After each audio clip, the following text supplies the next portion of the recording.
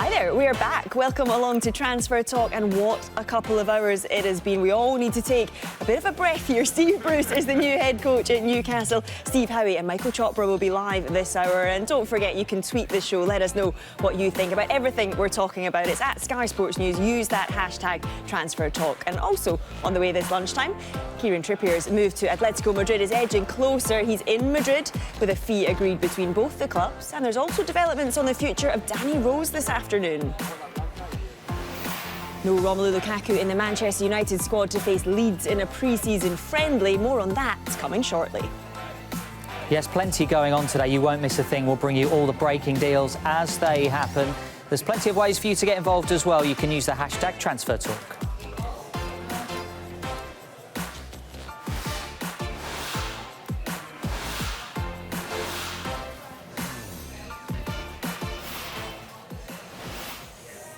But first, let's get to that huge news from Newcastle. They have appointed Steve Bruce as head coach on a 3-year deal.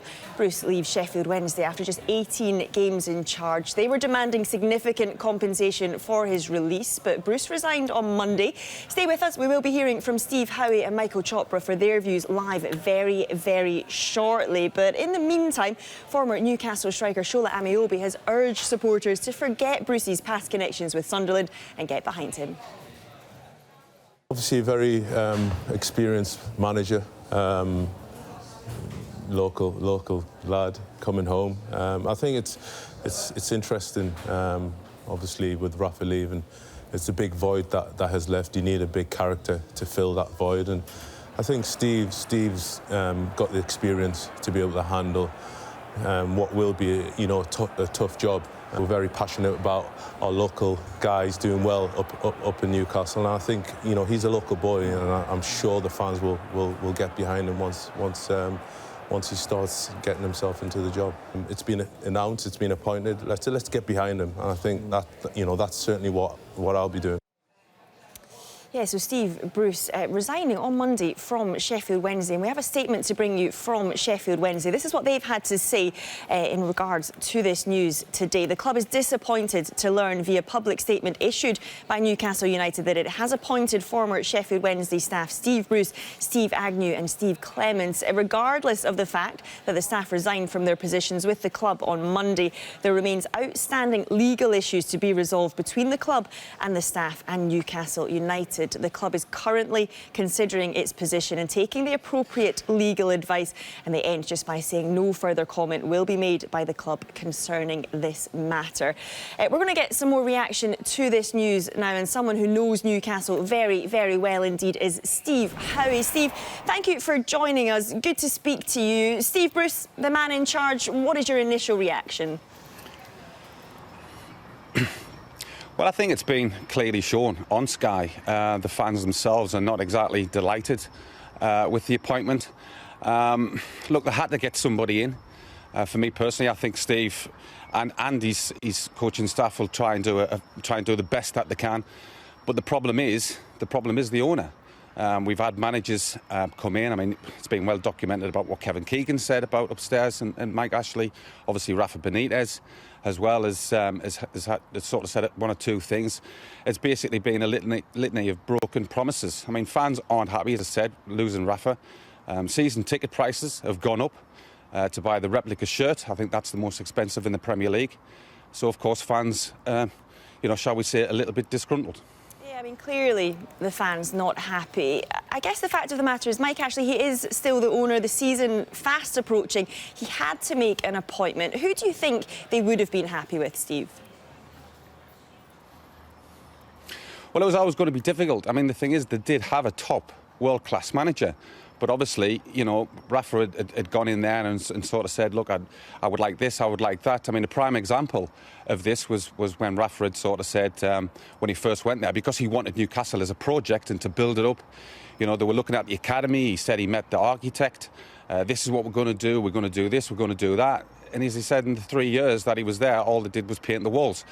So, look, managers do talk, and we all know that different managers were approached, but of course managers will look at the situation and realise, even Rafa Benitez, the experience that he's got, found it so difficult. And other managers will look at that and think, I'm not touching it.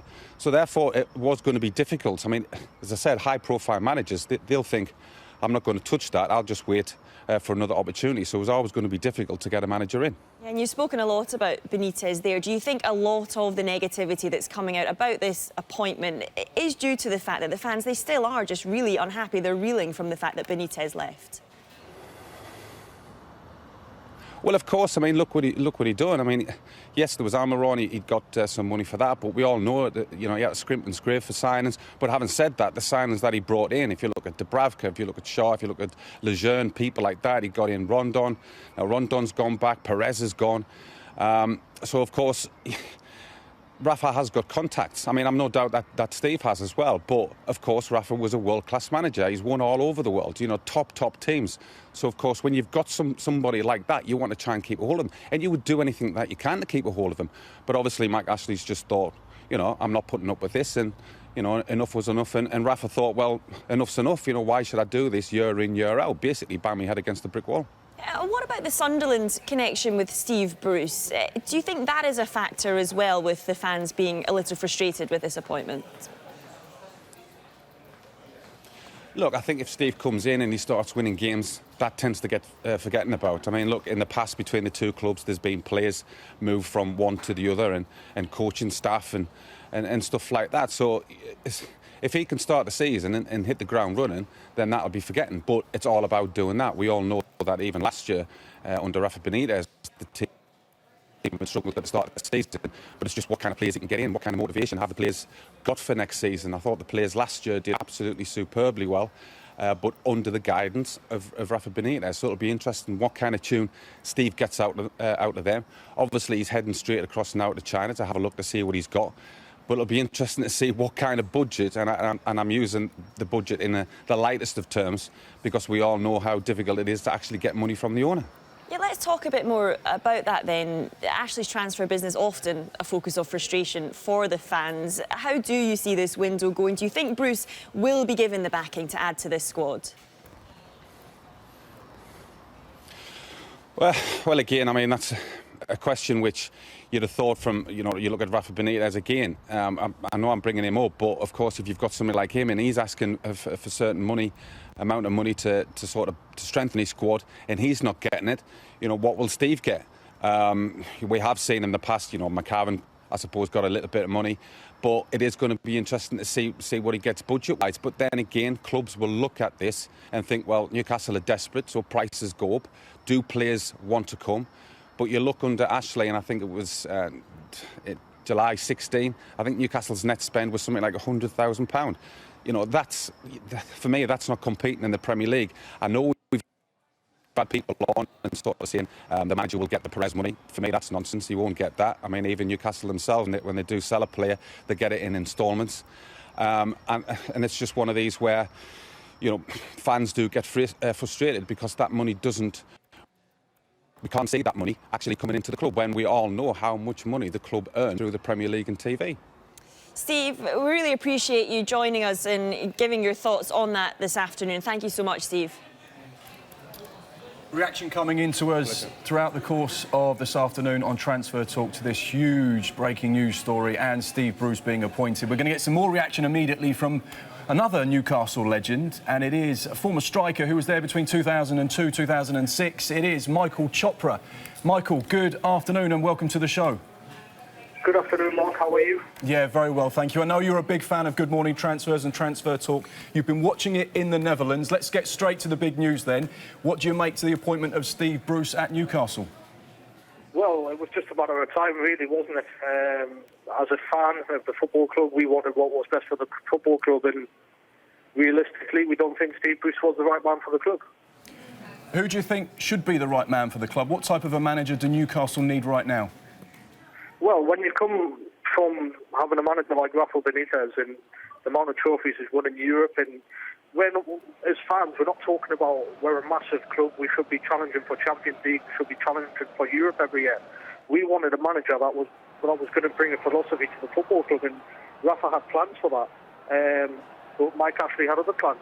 So if you come away from Rafa, you've got to go for another big name manager that has his own philosophy in the football club. But then they bring in Steve Bruce as a head coach, who will just be a yes man for Ashley and the other guys above him who won't make all the transfer dealings. In terms of Steve Bruce, he's obviously managed Sunderland. You played for both Newcastle and Sunderland, so you have an understanding of what that's like. Bearing that in mind, how do you remain respected by both? Because that's what's happened, and how does Steve do that? Well, Steve's got to get off on a good note with the fans, and at this moment in time, that's not the case. A lot of fans don't want him to be manager. They've said their bit. So the first 3 games of the season are important for him, and if he doesn't get backed by Ashley, then Newcastle fans will turn, and people know playing in the North East, once they turn, there's no chance of winning them back. You understand the passion of the fans. You understand the importance of any managerial appointment here. How important is it, though, they put everything aside and get behind Steve Bruce at this moment? Well, at the end of the day, Steve Bruce is the manager of the football club. We support Newcastle United. We don't support Mike Ashley, we support Newcastle. So as fans, we do have to try and back Steve Bruce. But there's only so much you can take, because Mike Ashley has done this for the last 12 years. You look at the net spend for 12 years, and I think it's something like 5 million, just under 5 million. How is that possible for a club that's the 19th richest football club in the world to have a net spend of 5 million? You want to be competing in the Premier League. And I'm not saying challenging for the Champions League, Europa League. We want to be challenging the teams of Bournemouth, teams like Brighton. Why is it they can spend more money than Newcastle? Some interesting points there. Obviously, Steve Bruce has a big challenge moving forward. What does he need to do to galvanise the fans and get them behind them? And also, in terms of the transfer market as well, how important is it that he hits the ground running with just 22 days to go until the window shuts? Well, already they're 2 weeks behind. And you look at the friendly they're playing at the minute against Wolves. Wolves were a championship team a couple of years ago, but they've got a philosophy, and you can see it every year. They're getting better and better. And you look at the players that are playing in that game in Asia. Are they Premier League players at this moment in time? Not a chance. So he's got to somehow try and get money from Ashley and spend it wisely. Whether he can do that or not is another thing coming, and we'll see that in the season to come. In terms of priorities for players and recruitment, what positions do you think are the ones that they really need to identify and strengthen as quickly as they can? Well, you look at the strikers they've got at the minute. You haven't really got one. Obviously, they've got Moto from that Japanese player, and you can't really have him playing in the Premier League, playing on his own. They had a chance of getting Rondon for 16, 17 million, his buyout clause. They should have snapped his hands off. He scored 11 goals in the Premier League last year. You tell me where you're going to get a striker for 16 million that's guaranteed to get you more than 10 goals in a struggling Newcastle team. You're going to have to pay big money. Then there's talk about getting this Joe Linton from the German club. Is that just transfer talk? Because the season ticket came on sale a couple of days ago, and then all of a sudden they wanted to put out in the press about the signing this big player. Thank you so much, Michael, for coming on the show. I think one thing's for sure, that the Newcastle fans will be desperate for a striker as passionate as you. Thanks once again. Thank you, Mark. Yeah, the reaction from Michael Chopra and Steve Howie as well there. Let's get the thoughts now from the Newcastle supporters, though, who are out in Asia watching Newcastle in pre-season action right now. Don't want him anywhere near the club. Yeah, he's supposed to be a Geordie, right? He's not a Geordie. Right, he's proved his point in what he's done and what he's said in time go by. I mean, I'm from Wallsend, he's from Wallsend, right? He's an absolute disgrace, to be honest. I don't want him. You can't go from Rafa Benitez to a mid-table championship manager and expect to be happy. How? We're Newcastle United, man. We're one club, one city, one United. His record shows resigned, sacked, resigned, sacked. Right, nothing. Won nothing. Well, let's take a look at Steve Bruce's managerial record then. 763 matches with a win rate of 38%. And one man who knows what Bruce is like as a manager is Mark Bunn. He played under him at Aston Villa last season. Honestly, I think it's a great move. Obviously, Newcastle is a massive club, but the fact that he was so unlucky at Aston Villa not to get us promoted that season he was there, I think he'll go in and do a great job straight away. he's a very good manager with a great backroom staff, and I think he was great with the players as well when he was at Aston Villa, and I think he'll go in and he'll instill some discipline as soon as he goes in, and hopefully it works out for him and he does a good job. Well, we saw Steve Bruce's record there a short time ago. Newcastle certainly getting an experienced manager. Let's take a look at some of his selected achievements. He has been promoted 4 times to the Premier League as a manager, twice with Birmingham, twice with Hull. Bruce has suffered 2 relegations, though. He's won 5 games from a possible 21 as a manager against Newcastle with his previous clubs. And this one is significant. His record transfer was £13 million. That was paid for Asamoah Gyan at Sunderland.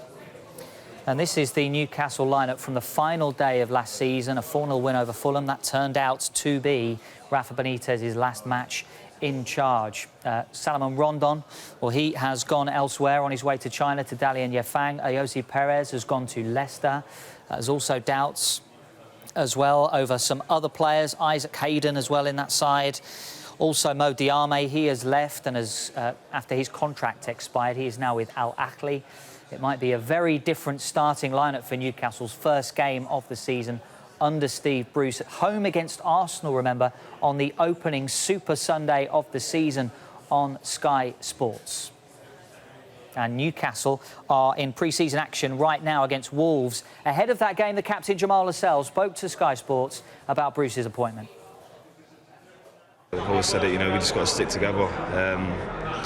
You know, stick together as a one. Yes, that's the best thing we can do. You know, we can't be pointing a finger or, you know, having to go at anyone. We just got to stick together, and that's the best way.